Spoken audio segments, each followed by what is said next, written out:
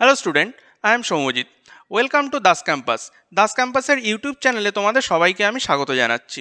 আজকে আমার দাস ক্যাম্পাসের ইউটিউব চ্যানেলে আমার প্রথম ক্লাস। দেখো, আজকে আমি যে টপিকটা নিয়ে তোমাদের সঙ্গে আলোচনা করব সেটা হলো ম্যাথমেটিক্স।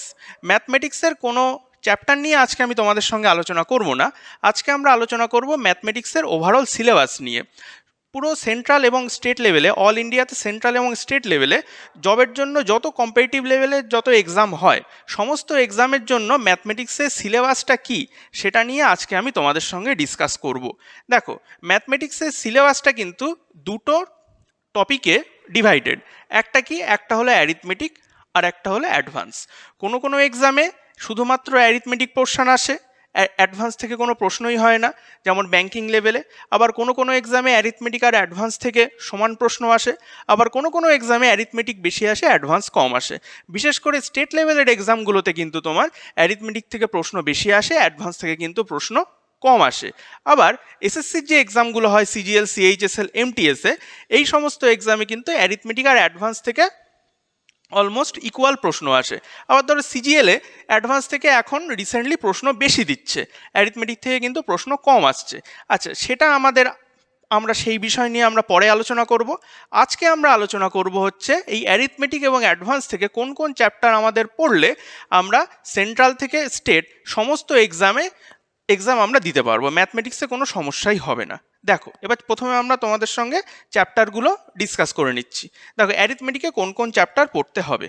প্রথমে আমাদের যে চ্যাপ্টারটা দিয়ে শুরু করতে হবে, যেটা আমাদের অ্যারিথমেটিকের বেসিক বলা হয় বা অ্যারিথমেটিকের বেস বলা হয়, সেটা হলো শুধু পার্সেন্টেজ না, তিনটে চ্যাপ্টার। একটা হলো পার্সেন্টেজ, আর একটা হলো রেশিও, আর একটা হলো মিক্সচার অ্যান্ড অ্যালিগেশন। এই তিনটে চ্যাপ্টার কিন্তু আমাদের অ্যারিথমেটিকের একদম বেস। এই তিনটে চ্যাপ্টার যার ভালোভাবে তৈরি থাকবে, বাকি চ্যাপ্টারগুলো কিন্তু তার কাছে কোনো ব্যাপারই না। এই তিনটে চ্যাপ্টার তৈরি করার পরে, খুব ভালো করে তৈরি করার পরে, তারপরে আসবে তোমাদের প্রফিট লস। তারপরে কি করতে হবে? Time, speed and distance. তারপরে বোট অ্যান্ড স্ট্রিম। এই টাইম, স্পিড অ্যান্ড ডিস্ট্যান্সের সঙ্গে কিন্তু ডিরেক্টলি কানেক্টেড হলো বোট অ্যান্ড স্ট্রিম। তারপরে আছে time and work. Time and ওয়ার্কের সঙ্গে ডিরেক্টলি কানেক্টেড হলো পাইপ অ্যান্ড সিস্টেম। তারপরে আছে হচ্ছে আমাদের অ্যাভারেজ, তারপরে পার্টনারশিপ, তারপরে simple interest and compound interest, তারপরে হলো ডিআই। তোমাদের যে এখানে আমি বললাম যে পার্সেন্টেজ এত ইম্পর্টেন্ট কেন, এরপরে আমার একটা ভিডিও আসবে যেখানে আমি ডিসকাস করব স্ট্র্যাটেজি নিয়ে, যে কি কি স্ট্র্যাটেজি ফলো করলে একটা স্টুডেন্ট ম্যাথমেটিক্সে ভালো নাম্বার, আমি বলবো ম্যাথমেটিক্সে সে ফুল মার্কস অবটেন করতে পারবে। সেখানে আমি বলবো যে পার্সেন্টেজের গুরুত্ব এত কেন বেশি, কেন আমাদের প্রথম এই তিনটে চ্যাপ্টার পড়তে হবে, percentage, ratio and proportion, mixture and allegation. সেখানে আমি সুন্দর করে আলোচনা করব তোমাদের সাথে। আচ্ছা, এরপরে আসছে আমাদের অ্যাডভান্স ম্যাথ। অ্যাডভান্স ম্যাথে আমাদের কী কী পড়তে হবে? প্রথমে পড়তে হবে আমাদের নাম্বার সিস্টেম, তারপরে পড়তে হবে আমাদের এলসিএম, এইচসিএফ, তারপরে শার্টস অ্যান্ড ইন্ডিসেস, তারপরে অ্যালজেব্রা, তারপরে কোয়াড্রেটিক ইকুয়েশন, তারপরে জিওমেট্রি, তারপরে মেনসুরেশন 2D অ্যান্ড 3D। এই geometry R mensuration 2D and 3D কিন্তু রিলেটেড। তারপরে আছে আমাদের ট্রাইগোনোমেট্রি, তারপরে statistics, probability, permutation, combination, logarithm. এই চারটে চ্যাপ্টার কিন্তু আমাদের ততটাও ইম্পর্টেন্ট না। এই যে দেখতে পাচ্ছ স্ট্যাটিস্টিক্স আর প্রবাবিলিটি, ডব্লিউবিসিএসে টুকটাক প্রশ্ন, একটা দুটো প্রশ্ন দেখা যায় স্ট্যাটিস্টিক্স, প্রবাবিলিটি থেকে।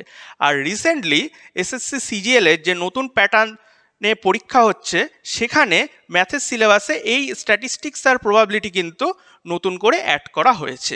আর পারমুটেশন, কম্বিনেশন, লগারিদম থেকে কোনো কোনো এক্সামে প্রশ্ন আসে, কোনো কোনো এক্সামে আসে না। অতটাও ইম্পর্টেন্ট না এই চারটে চ্যাপ্টার। কিন্তু এই যে 8টা চ্যাপ্টার দেখতে পাচ্ছ, একদম এই যে নাম্বার সিস্টেম থেকে ট্রাইগোনোমেট্রি পর্যন্ত, এই 8টা চ্যাপ্টার কিন্তু খুবই ইম্পর্টেন্ট। বিশেষ করে যারা এসএসসির প্রিপারেশান নিচ্ছ, যারা এসএসসি সিজিএলের প্রিপারেশান নিচ্ছ, তাদের কাছে কিন্তু এই 8টা চ্যাপ্টার খুব ভালো করে কিন্তু জানতে হবে। আচ্ছা, এই ভিডিওতে তোমাদের আমি অ্যারিথমেটিক আর অ্যাডভান্সের সিলেবাস সম্পর্কে একটা ওভারভিউ তোমাদের আমি দিলাম। নেক্সট ভিডিওতে আমি বলবো স্ট্র্যাটেজি নিয়ে, কী স্ট্র্যাটেজি ফলো করলে একটা স্টুডেন্ট সমস্ত লেভেলের পরীক্ষায় ম্যাথমেটিক্স সাবজেক্টে ফুল মার্কস অবটেন করতে পারে। তাহলে তোমাদের সাথে আমার দেখা হচ্ছে নেক্সট ভিডিওতে। আর নেক্সট ভিডিও দেখার জন্য তোমরা অবশ্যই দাস ক্যাম্পাসের এই ইউটিউব চ্যানেলকে সাবস্ক্রাইব করে দাও, আর নোটিফিকেশানের জন্য অবশ্যই বেল আইকনকে প্রেস করে দেবে। আর আরও একটা নোটিফিকেশান আমি তোমাদের দিয়ে রাখছি, যে আমাদের খুব তাড়াতাড়ি অফলাইন ব্যাচ শুরু হচ্ছে বারাসাতের 1 নম্বর প্ল্যাটফর্মের নিকটে। তোমরা কিন্তু যদি ইন্টারেস্টেড থাকো আমার কাছ থেকে অঙ্ক শেখার জন্য, তাহলে কিন্তু নিচে যে নাম্বার যাচ্ছে সেই নাম্বারে তোমরা যোগাযোগ করো। আজকে